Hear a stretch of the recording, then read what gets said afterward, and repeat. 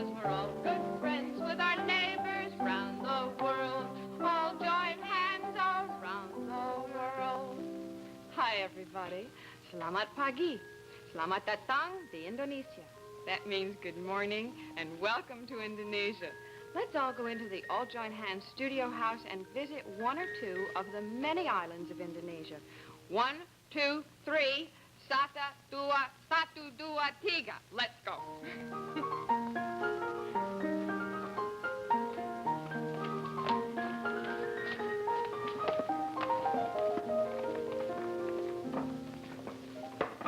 There we are. It's introduction time. I'm Beryl Burnett, and this is Sita, and this is Tina, and this is Brett, and this is Margie, and this is Dawn, and this is Bruce. Who can say 1, 2, 3 in Indonesian better than I can? Satu, what's next? Satu, dua, tiga. Now, Tina and Sita are from Indonesia. And do you know where your parents are from, which island? From Sumatra. Would you stand up so we can see your clothes? They're so pretty. Come on over here and turn around. Don't they look beautiful? Thank you. You can sit down now. Have either of you ever been to Indonesia? Yes? Do you remember it? Yes? What do you remember best? Do you remember where you lived? Do you know where Indonesia is? In what part of the world it's in? Does anybody know? Do you know, Bruce? No? Anybody guess? Well, I'll tell you. It's in Southeast Asia. Now, Southeast Asia is pretty far away. So, let's see where we are. We're here in the United States. And all the way on the other side of the world, you get to Southeast Asia, which is over here. Here's Japan. Here are the Philippines, and all these islands over here, there are 3,000 of them, about, are Indonesia. That's where it is. Now, what language do you think the people speak in Indonesia? Huh? Anybody want to guess? What language do your parents speak? Tina? What language do your parents speak? Do you know? Indonesian. That's right, Indonesian. Now, on each of the islands of Indonesia, the people may speak a different language, too. Like your parents probably speak Sumatran, as well as Indonesian. And another language that most people speak now is English, which is pretty interesting because all the children going to school, besides learning Indonesian, learn English. Now then, has anybody seen Miss Bookworm? No? Where do you think she could be? She's a bookworm. Does that give you an idea? Where? Behind a book. In a book. Very logical. Let's call her. Miss Bookworm. Everybody call her. Miss Bookworm. Miss Bookworm, are you in it? You're not Miss Bookworm. I am, too. I'm not a horse. I just look like a horse. I'm wearing a mask from Java. Do you like it? Nay! Yes, I do, dear. You make a very good horse, but we can't see your face this way. May I take off the mask, please? Yes, of course you may. There. Now, there I am. But I really did like dressing up in my mask, and I especially like pretending that I'm as big and as strong as a horse. Nay! Miss Bookworm, I liked you as a horse, but I really like you better just the way you are. Miss Bookworm, have you seen Doodle? You haven't? Well, now let's see. If Miss Bookworm lives in a book and Doodle is a travel bug, where do you think he might live? In something that travels? Yeah, maybe in a travel suitcase? Let's try. Doodle, are you in the travel suitcase? Everybody call him. Doodle? Doodle? Well, Doodle, what's the matter? Doodle's complaining about something. Doodle, what's the trouble? It's so heavy. He's carrying something that's very heavy. Well, what is it, Doodle? It's a water buffalo bell. Oh, Doodle, no wonder you were having so much trouble. Water buffaloes are very big animals, and after all, you are very small, you know. He says, how else could he fit in the travel suitcase? Well, that's true, Doodle, and I'm glad you're small. In fact, I like horses and water buffaloes very much, but I like you and Miss Bookworm just exactly the way you are. That reminds Doodle of a drawing story. That reminds me of a drawing story, too. So, excuse us, please. And we'll all get up. Come on. And come over here to the easel. Sit down on the mat. Good girl. Now, our story today is about a little boy whose name is Buyung. And he lives on the island of Sumatra, where Tina and Sita live, or came from. And he lives in the section called Minangkabau, which means winning buffalo. Now, let's meet Buyung, all right?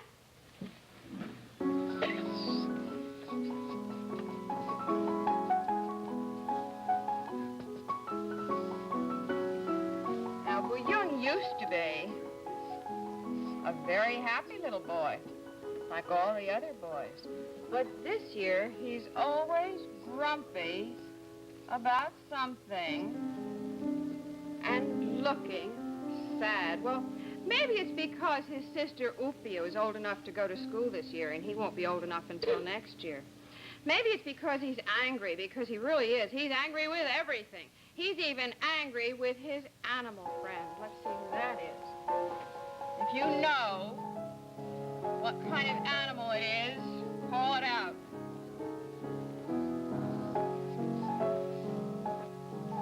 Anybody know? Well, it's got horns. It's a kind of bull. It's a water buffalo. It's a relative of the cows and the bulls. It's a water buffalo. And that's his best friend, and he's called a kabau in Indonesia. Now, Buyung loves his kabau very much, and he takes very good care of him, but he's tired of talking to the kabau all day long. And he's angry with the rice fields, and he wishes he were as old as his sister, and everything seems to be wrong. Somebody over here seems to be smiling. Who do you think it is? Nope. It's his mother. And she's saying, "Cheer up, Buyung." Now, his mother is dressed in a very fancy and beautiful dress that's a little bit like the ones that Tina and Sita are wearing, and she's wearing a very fancy headdress because there's a wedding festival later that everybody's going to go to. That cheers Buyung up a little, but not enough. Now, what does her headdress look like? Does it look like anything else on the drawing? The horns? The horns, exactly. That's just what it's supposed to look like. It's supposed to look like the water buffalo horns or the kabau horns, because the kabau is very important to the Minangkabau people. Now, something else in Minangkabau looks like buffalo horns, too. Let's see what that is. It's the rooftops of the houses. Now, remember I told you that Minangkabau means winning buffalo? Well, the reason for that is a story that's probably a true story, that about 600 years ago, there was a Javanese king who tried to conquer the people of Sumatra. But the Raja of Sumatra was very wise, and he said, why should people fight with each other and be killed in a war? Let's each choose a kabau to fight instead, and whoever kabau wins will win the war. That's just what happened. And the smaller kabau, which belonged to the Raja of Sumatra, is the one that won. And that's why the people took the name of Minangkabau for their section of Sumatra, which means winning buffalo, and why they wear headdresses that look like buffalo horns, and why the rooftops are shaped like buffalo horns, too. Well, now, let's pretend that we're going to visit Buyung in his village in Minangkabau, okay? Let's go.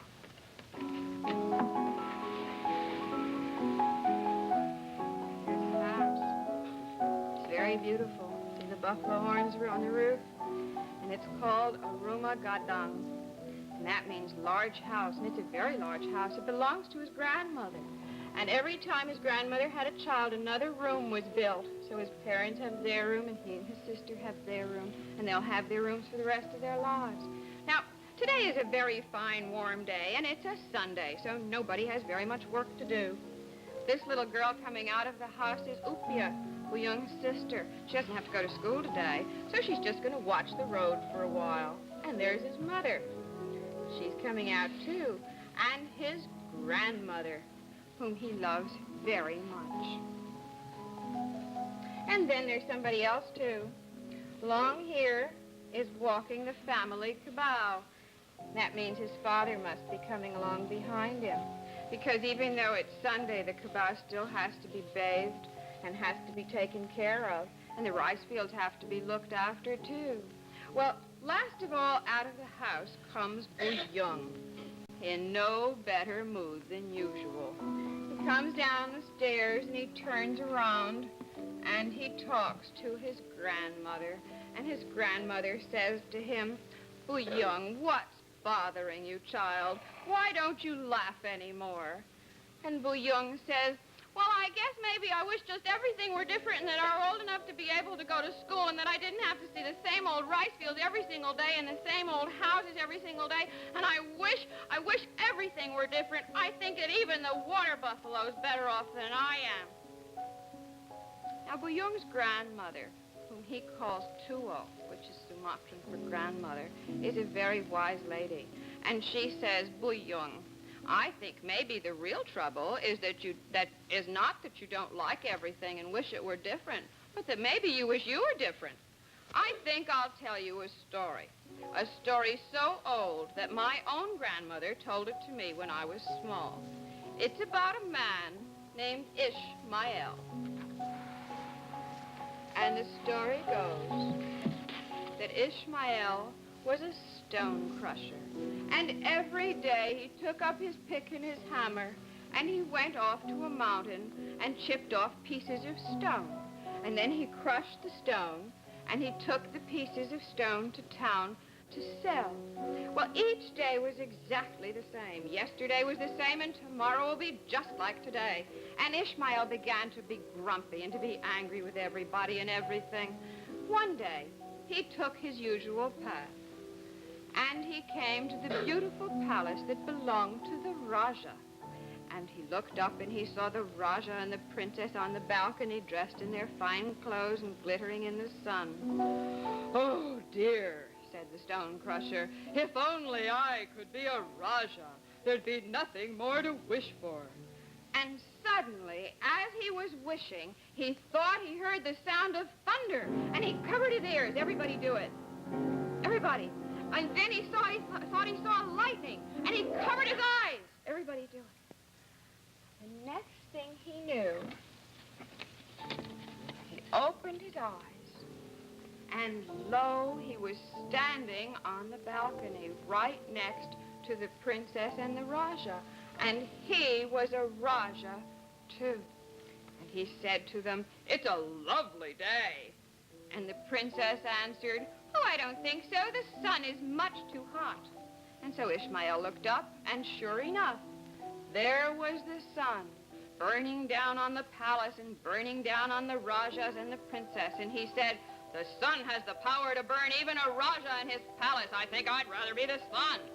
And then he thought he heard the sound of thunder, and he covered his ears again. And then he thought he saw lightning, and he covered his eyes again. And the next thing he knew, he uncovered his eyes, and there he was, the sun, sending down heat onto the earth. And he said, this is very good. Now I'm surely the most powerful of all things. And so he moved westward, heating everything in sight. Well, just then, a cloud came along, and it passed right over him, and it shut off the heat and the light that he was sending down to the earth. And Ishmael said, imagine, a soft, small cloud is stronger than I am. If only I were a cloud, I'd be happy. What do you think happened? Turned into a cloud? Right. He heard thunder. He covered his ears. He saw lightning. He covered his eyes. And the next thing he knew, he had turned into the cloud, shading all the people from the sun. And he was very happy for a little while until a wind came along. And the wind went this way and that, and it pushed him and pushed him and pushed him aside. Ishmael said, "Oh, my goodness, the wind is the strongest of all. I'd rather be the wind." What happened? He covered his ears because he heard thunder, and he covered his eyes because he saw lightning. And the next thing that happened was that when he opened his eyes, who was he? The wind, that's right. And he was blowing the clouds this way and that, and stirring up the sea, and driving the rain, and bending down the grain in the rice field. And he was very happy to be so powerful. And he danced, and he danced, and he danced, until he came to a big mountain. And he couldn't bend the mountain, and he couldn't break the mountain, and it wouldn't get out of his way. In fact, he had to go around the mountain to pass it. Ishmael grumbled, "A mountain. The mountain is stronger than I. I choose to be a mountain and to be the strongest of all things." And what happened? Covered his ears. And then what happened? Covered his eyes. And then what happened? Thunder and lightning. And what was he when he uncovered his eyes? The mountain is right. There he was, the biggest mountain of all, standing there casting his shadow on the valley and forcing the wind to go around him. He was very happy until one day he looked down and he saw a man come along. Of all, standing there casting his shadow on the valley and forcing the wind to go around him. He was very happy until one day he looked down and he saw a man come along who chipped pieces of stone from the mountainside and crushed the stone into small pieces and took the pieces of stone away to sell. Ishmael the mountain was angrier than ever, and he said, "I can't believe it. A small man is powerful enough to crush me. It's he who is truly the most powerful of all things. I want to be a stone crusher again and nothing else." And what happened? Covered his ears, and then what happened? Covered his eyes, and then what happened? Thunder and lightning, and what was he? The stone crusher, that's right. Who every day chipped pieces of rock from the mountain and crushed it and carried it to the town of Padang to sell, where he stood in the street and looked up at the Raja and the princess in their palace and said, "I'll never wish to be anybody else again." And that was the end of Buyung's grandmother's story. And I think that maybe it helped Buyung to be a little happier and to feel a little better. And that's the end of our story, too. Now, who would like to tell me what they think that story meant? What do you think it means, huh? That you shouldn't want to be somebody else, and that you should be yourself. That's right. And do you think that everything was really so bad in Buyung's life? I don't think so. No. He had a lot of things to be happy about, didn't he? Yes. If you're angry, can you enjoy playing with other children or anything? No. And if he stays angry to next year when he wants to go to school, you think he's going to enjoy school? Mm-mm. You know why he felt better, I think? Because he knew that his grandmother loved him so much that she cared enough to tell him this story about how he should be happy to be himself. That's why. Now, come on, let's all go over here, because I got some more to show you. Anybody seen Doodle? Everybody sit down. Let's call Doodle. All right? Doodle? Oh, thank you, Doodle. Doodle says he liked the story. I'm glad. Oh, that's a long sentence, and he knew all the time that being a travel bug is best of all. Well, that's good, Doodle. Doodle, where's Miss Bookworm? She's sleeping. For goodness sakes. She found an old pillow from Java. That's strange. Would you mind waking her up, Doodle, and show so we can see what that old pillow from Java looks like? There it is. Now, it looks like an animal.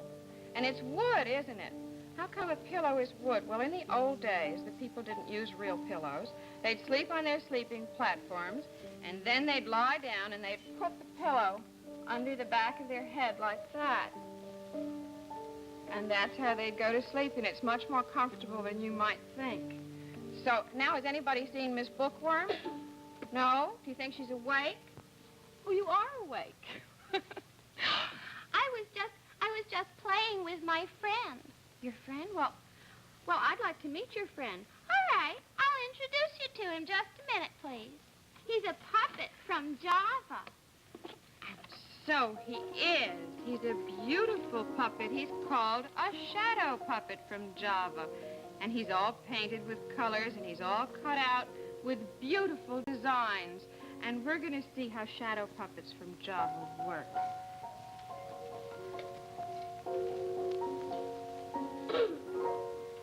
I think one is coming. And there comes a shadow puppet from Java. Now, shadow puppets are used all over the world, all different kinds of shadow puppets. And the children in Indonesia like a lot of stories about a particular character, and we're going to use our own kind of shadow puppets to tell you about him. His name is Kancil, and he's a tiny little deer that's called a mouse deer because he's so small. And there are many stories about him. Here's the way one of them goes. Once upon a time in Java, there was a mighty Raja of all the tigers. He was very greedy. One day, he called his favorite tiger minister before him, and he said to him, "Go to the Raja of the tigers of Borneo and tell him that the Raja of the tigers of Java commands him to send us food and gold. If he refuses, I will conquer him, and to convince him of my strength, show him the size of one of my whiskers." And so the minister plucked the longest and the strongest of the tiger Raja's whiskers and went far across the sea to the island of Borneo. And the Raja turned around and went away. Well, when the minister got to Borneo, there was nobody in sight. Not a soul, except one little creature, the little tiny deer, Kancil. And the tiger went away to wait for the answer. And Kancil thought, oh dear, what will become of us? When that tiger says food, he means me and my friends, and we have no tiger Raja here. Oh dear, oh dear, oh dear. Well, as he was worrying, along came his friend Landak, the porcupine, and Kancil had an idea. "Landak, give me one of your quills," he asked, or we'll be destroyed. And so the porcupine gave him a quill from his back. And Kancil called the tiger minister to come back again. When the tiger minister came, Kancil said to him, "Here it is, sir." And the tiger minister said, "Well, for goodness sakes." And Kancil said, "I've seen our Raja. He says to tell you he won't give you anything. He won't even see you. He was very angry with you, and he instructed me to give you a whisker which he plucked from his face to give to your Raja." The tiger minister shook in fear and said, "Oh, my goodness," several times as he looked at the porcupine quill. It was much thicker and stronger than the whisker of his Raja, and he took the quill and he quickly went home to Java. When he got there, he said to the Raja of all the tigers of Java, "The miserable Raja of Borneo sent this as his answer." And the Raja tiger was so startled when he saw the long, thick quill, which he thought was a whisker from a much more powerful tiger than he, that he said, "I think maybe we won't bother the animals of Borneo. And anyway, I've decided I'm not so greedy after all." And to this day, there are still no tigers to be found anywhere in the jungles of Borneo. And that's the end of that story. Now, there's an Indonesian song, and it's a rhyming song. And it's easy, and I'd like everybody to help. So first say, "Rasa sayang A." Loudly, say it. Rasa sayang A. That's all you have to know. Here's how the song goes.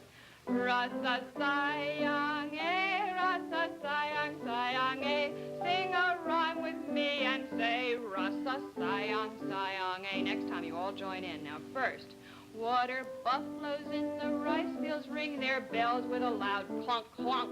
Little ducklings march together and in the water they dive. What rhymes? Plunk, plunk. Now everybody sing.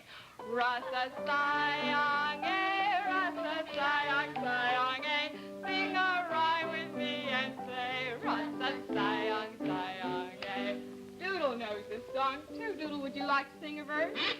He would. All right, let's go.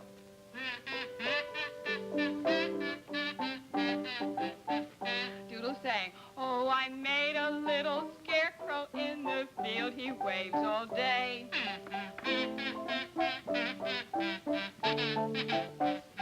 And the birds and mice who eat the rice are frightened and stay. What rhymes? Away. Right. Everybody sing. Rasa sayang, rasa sayang, sayang, sing a rhyme with me and say rasa sayang, sayang, I wonder if Miss Bookworm knows that song. Miss Bookworm? Of course I know that song. I think I'll sing a verse about when I was hot and went swimming. Here goes. To the river I did hurry, to the river I did dash, and I jumped into the water, and I made a great big, what rhymes? Splash? Splash! Everybody sing. Rasa sayang, rasa sayang, sayang, sing a rhyme with me and say rasa sayang, sayang, Who can make up one? Let's see. Oh, I had a little dog who barked. Who can think of something else? As he walked around the house, and wherever he went, he barked and barked till it got dark. It's not a very good rhyme. Everybody sing. Rasa sayang, rasa sayang, sayang, sing a rhyme with me and say rasa sayang, sayang, Now it's time for us to leave Indonesia for the day.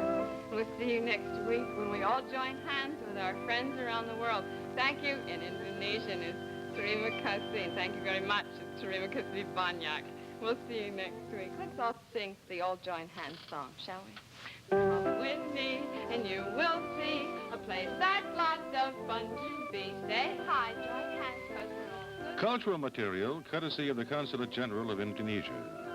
Production assistance courtesy of Mrs. Dari Salim.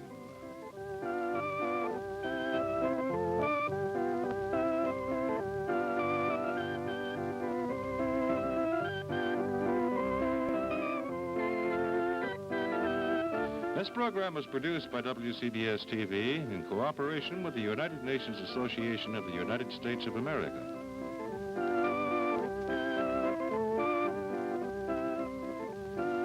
This program was pre-recorded.